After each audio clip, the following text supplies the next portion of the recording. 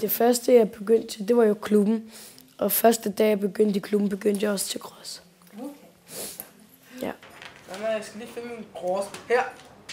Det Det er min, den der jeg. Ja, det Det er den, jeg hele tiden kører på. Det der, det er den, jeg hele tiden kører på. Og den her, det er den, jeg Ja, vi har kørt det Han sammen kører på den i mange her. år. Det bedste, han har med at køre. Man har ikke særlig lyst til at lave den, men man bliver jo nødt til det.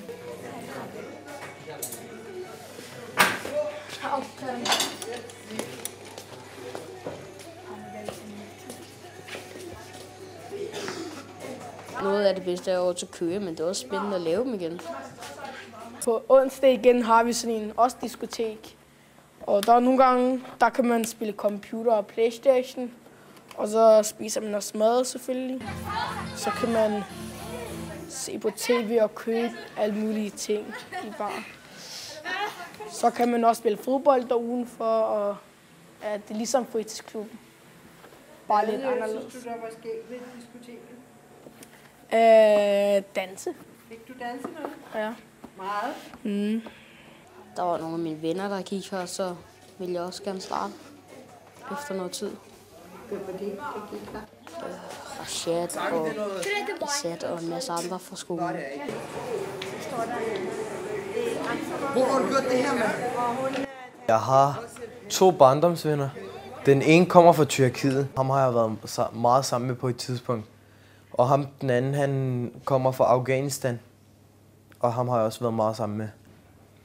Hvad med danske drenge? Hvad er der forskel på tyrkiske drenge og danske? Overhovedet ikke noget. Ikke noget?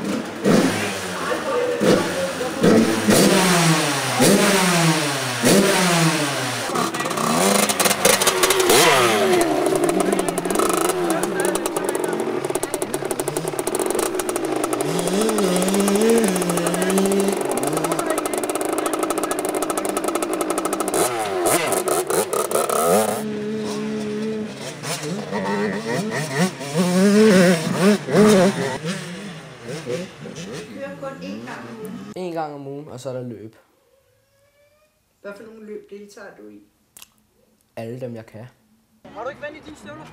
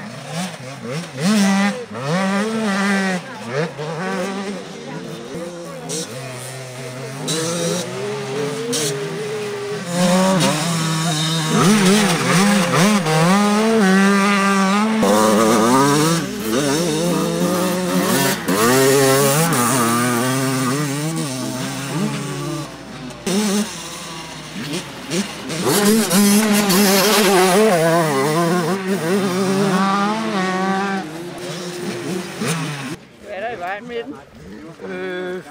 Jeg ved det ikke helt endnu. Den går ud. Skal det gå godt for dig selv? Han har små fingre. Han kan godt sætte tændrørshætten på. Rachat. Hvad? Sæt tændrørshætten på. Vent, lad mig lige tage min Du vil.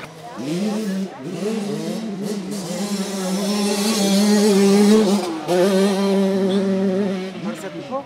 Næsten, den er nede, men jeg skal lige helt ned. Er du over den?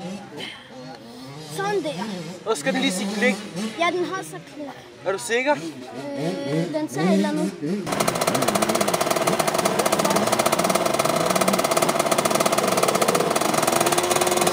Jamen, først så er vi ude at køre og gøre dem beskidt og sådan noget. Så vasker vi dem, og så har vi 4 dage og lidt om torsdagen, indtil vi skal ud og køre til at gøre dem klar. Og så hvis man ikke har dem klar, så er det bare ærgerligt. Så kommer man ikke ud og køre. Du vasker dem i første omgang. Tager du sæde og sideskærm og tank af og luftfilter. Og så kan du starte med at vaske luftfilteret i den der store rensebalje, der er derude.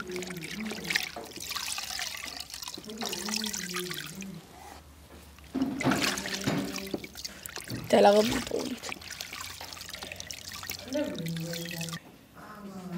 Hvor er det klamt, mand.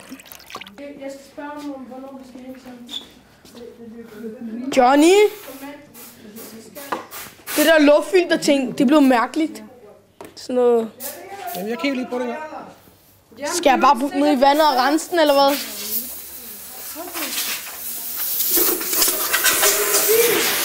Og så skal man ned og vaske igen. Og så samler du karburatoren igen. Og så lader du luftfilteret hænge et par dage. Så lader man det tørre. Og så kan du putte luftfiltersolie på, og så er det bare på med det hele igen.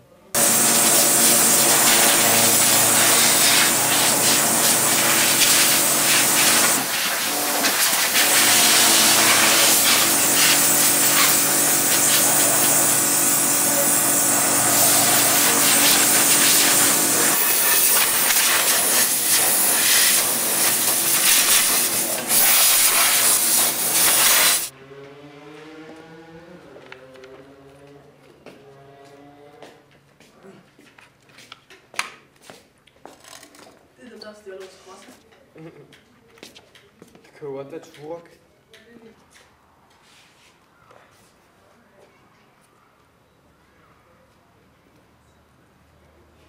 Jeg er mest sammen med Schweib.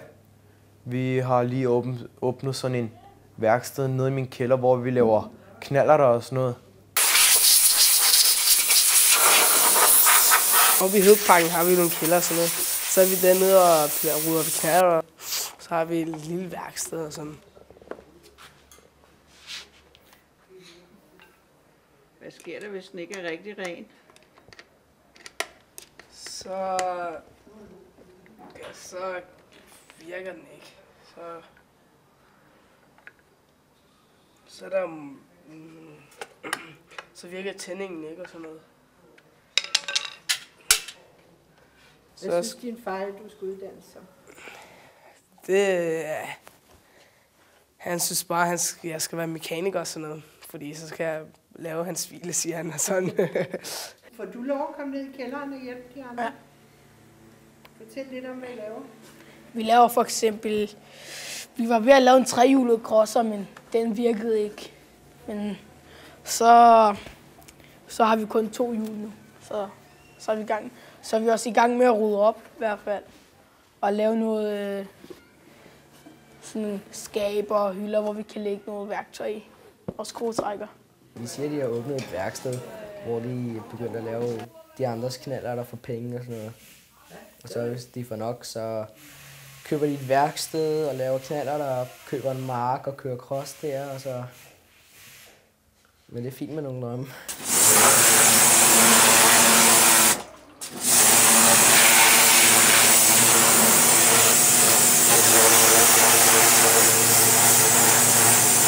Jeg har været i praktik i Mercedes og Bilia, hvor de sælger Volvo og Renault.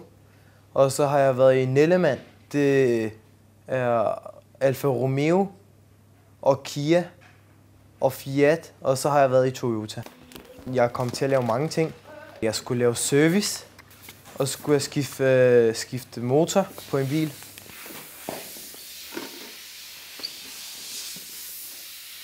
Jeg har tænkt mig at tage til teknisk skole som automekaniker med min storebror, fordi at min storebror siger, hvis mig og min lillebror, vi tager automekanikeruddannelsen også, og min lillebror, han vil også tage den, så vil han åbne et værksted, altså hvor vi sælger biler og laver biler og sådan noget.